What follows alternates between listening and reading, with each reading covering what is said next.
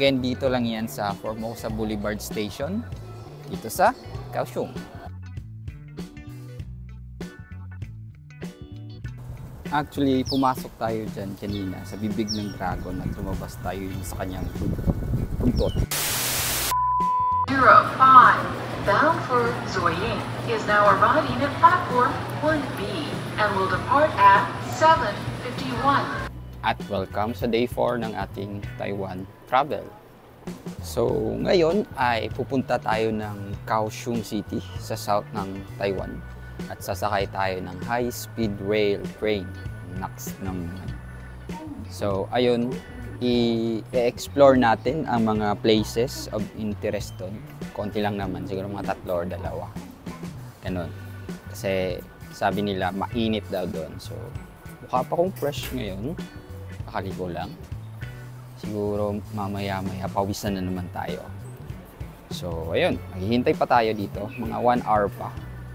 So, samahan nyo ako maghintay. At nandito na tayo sa platform. At dyan tayo sasakay na train. Well, parang yung kasunod na train. Yan yung atin. So, ito yung high-speed rail train. Ito ay going to south sa Kaohsiung City, pero may iba't iba siyang stopover or iba-iba pang station along the way. So, medyo maingay lang, sana narinig nyo ako. Mamaya-maya darating yung ating tren at sasakay na tayo doon.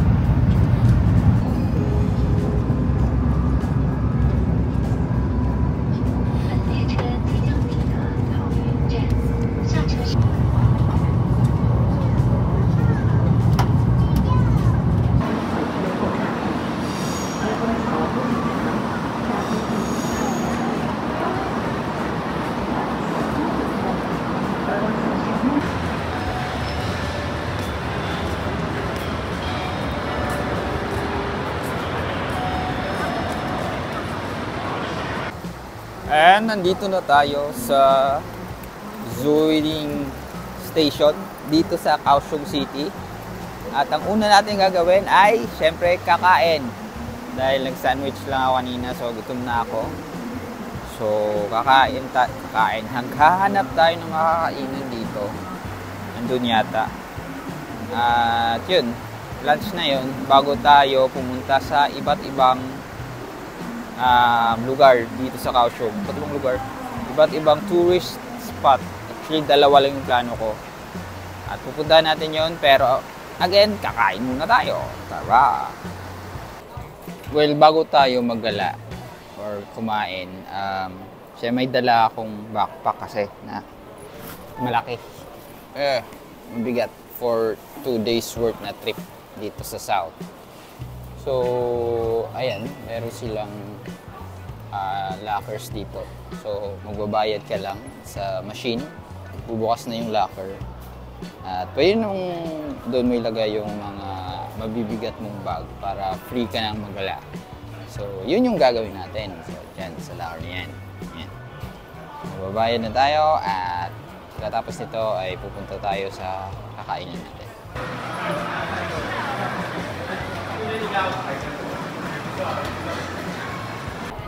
At lumabas na tayo ng station at pupunta tayo doon sa kabila sa isang department store at doon tayo kakain ng ating lunch kasi may food court doon at may resto. So pipili lang tayo doon ng ating makakainan. And then after that, pupunta tayo sa ating first destination which is ang Lotus Pond. Malapit lang daw yun dito eh. Based sa ating Google Map. Ganon. So, Kain muna.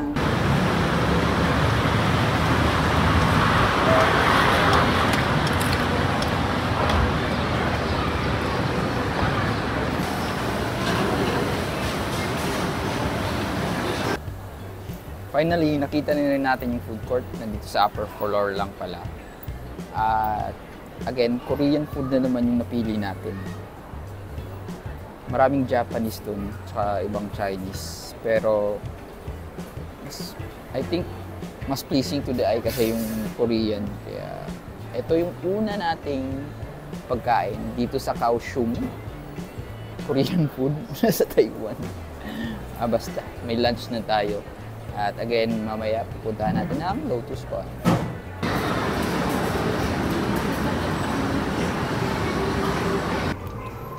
At pagkatapos nating mag-lunch, syempre punta na tayo sa destination natin. Alam niya, maligaw-ligaw na ako kasi hindi ko masyadong maintindihan yung directions nila. Well, hindi naman sila mag-adjust para sa akin. But anyway, nandito na tayo sa MRT station ng Zuoying. Pupunta tayo one stop to World Game Station. At doon tayo sasakay ng bus. At pagkasakay natin ng bus, may isa tayong parang market na bababaan at mula doon ay maglalakad na lang tayo pa Lotus Pond.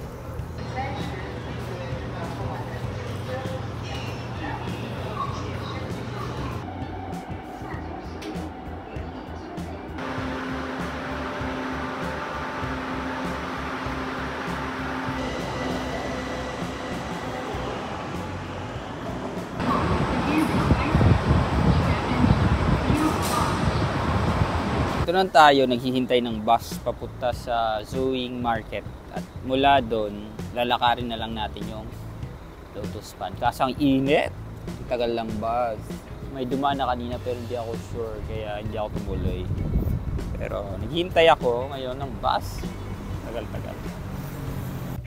At ayan, nandito na tayo sa bukana ng Lotus Pond dito sa Kaohsiung. At naligaw pa talaga ako, lumampas ako mga 2 stop sa bus or 3 ba yun. Basta hindi kami nagkaintindihan yung driver. Tsaka wala pa akong cash, wala akong card na parang gift card, so cash dala ko. Hindi ko alam kung magkano yung babayad, basta tinuro lang niya, naghulog lang ako ng mga around 20, mga 40 pesos siguro. At wala rin siya pakialam. Hindi niya sinabi kung saan ako dapat bababa. Bumaba na lang ako nang napansin ko na sa map na lumampas na ako. So, konting lakad-lakad lang, hindi pa ito konti. Medyo mahababang lakaran patungo dito. Pero at least nakita ko yung kabuuan ng Kaohsiung, yung old commercial district nila. Kaya okay na rin, at least nakapag-explore tayo sa sito. But ito na ang bukana ng Lotus Pond. Tara, explore na natin.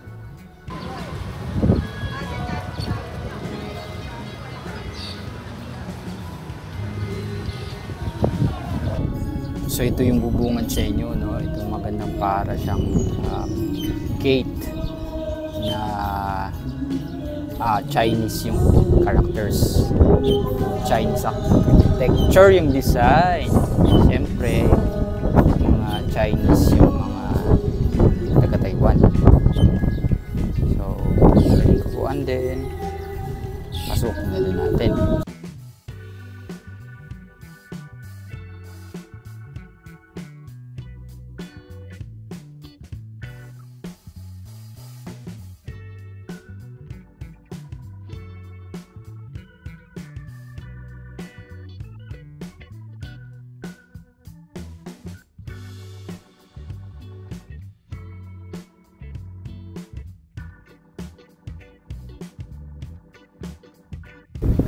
So, isa sa makikita nyong parang statue dito ay itong sa isang deity nila or isang god, something protector. Basta, search nyo na lang. Basta yan, maganda siya dahil para siyang ancient one na guardian dito sa Lotus Pond. Yan ang dating niya.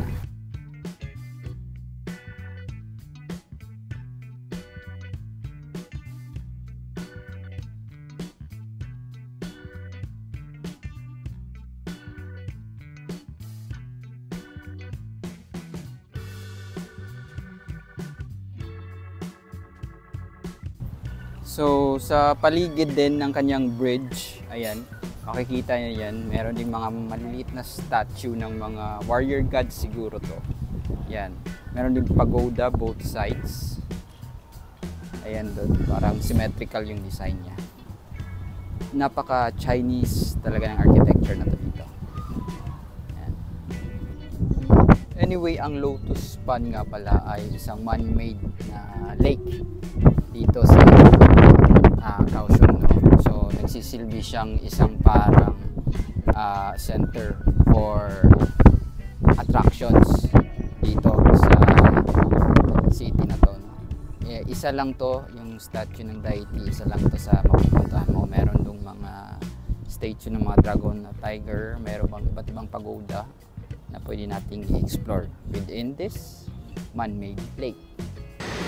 So, ang next nating pinuntahan ay itong statue ng parang dragon na may nakasakay ng mga tawag dyan, deity pa rin, mga gods and goddesses ng Chinese mythology.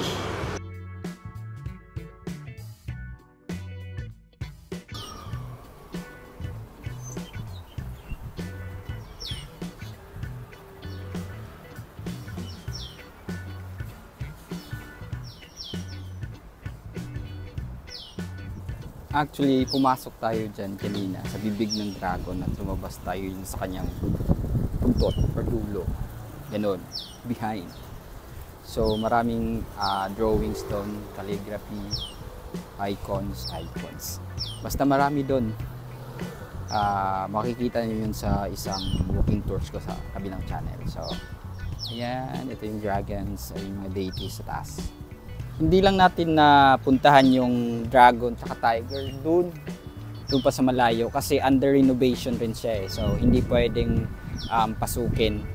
So might as well wag na natin puntahan dahil medyo maglalakad pa rin tayo at mainit na.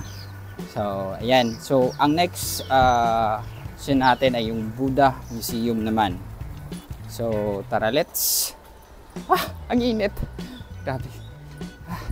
Kapag hanap nga muna ng maiinom. De-dehydrate ako nito eh.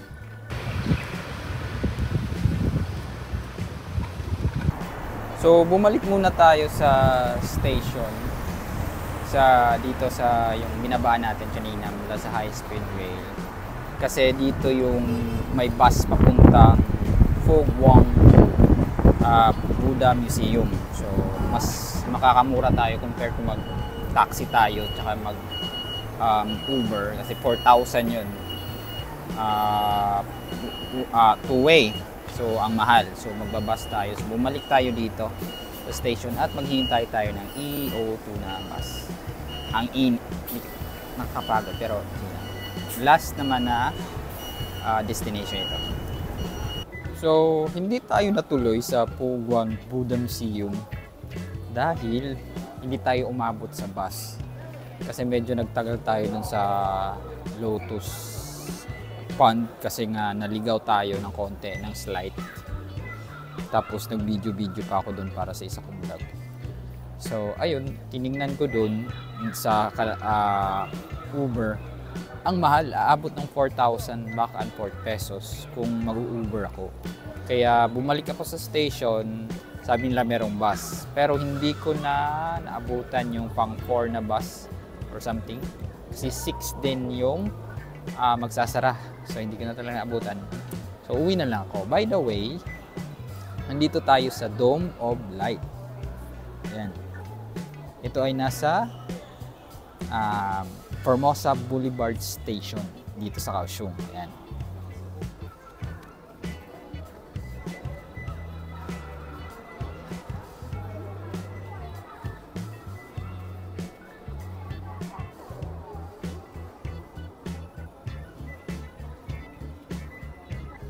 Anyway, itong Dome of Light ay likha or designed by an Italian artist.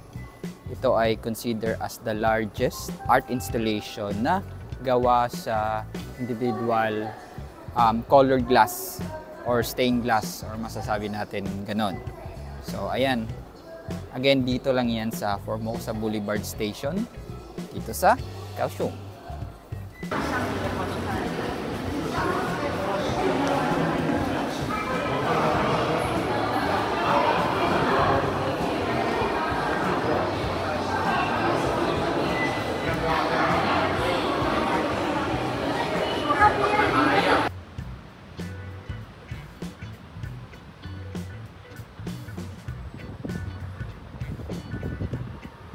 So, ito ang ating hostel dito sa Kaohsiung. Ito ay parang bed space lang. Kasi one night lang naman tayo dito. At ito yung aking locker.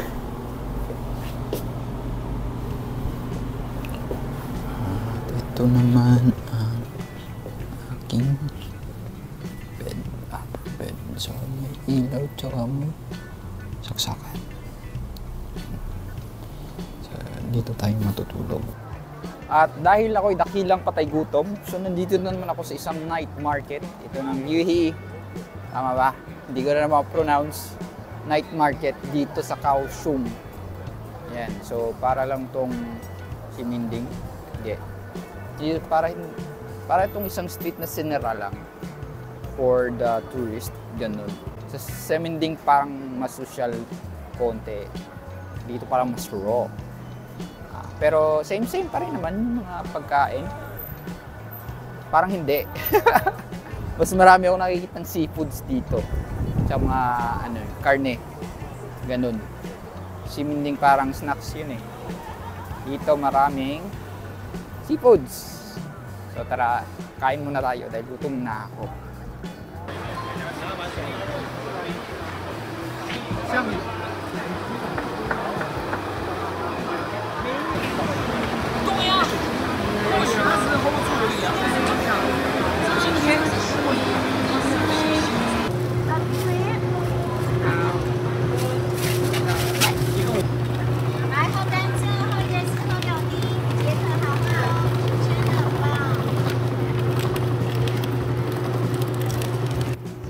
So, ito yung una nating binili. Sugar cane juice. Yun, nakita nyo sa likod. Yan, ginagawa sa likod. Ayan. Pinipiga yung juice ng sugar cane or tubo. Ginagawang juice. Ito. Refreshing.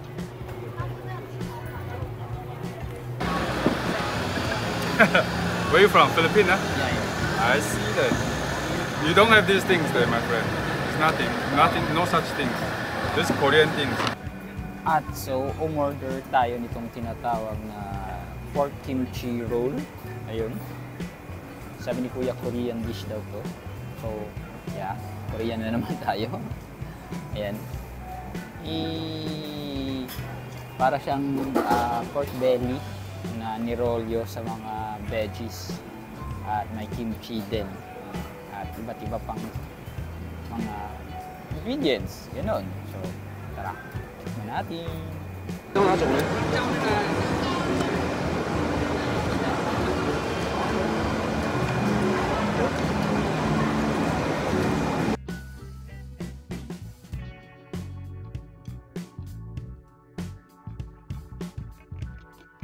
Dahil nga patay gutom tayo, umorder pa tayo ng takoyaki. Ayan. 120 kasi 60 Taiwanese dollar yan. So, 120 pesos something. So, 9 pieces na. So, sulit diba? Kain ulit tayo. At ayun na nga, busog na tayo dito sa Yuhi Night Market sa Kaohsiung. Dami nating kinain. Actually, 3 lang. I mean, 2 lang. Pero, ayun, busog na tayo kasi masarap. Bumili akong tubig to hydrate. Char. Bumili rin ako ng Easy Card para bukas sa papunta ng Pugong Buddha Museum. Magbabas tayo. So, kailangan natin ng load. Ligaya. Kanina, nawala tayong pambayad kasi wala tayong beep card. Parang ganito. Or Easy Card.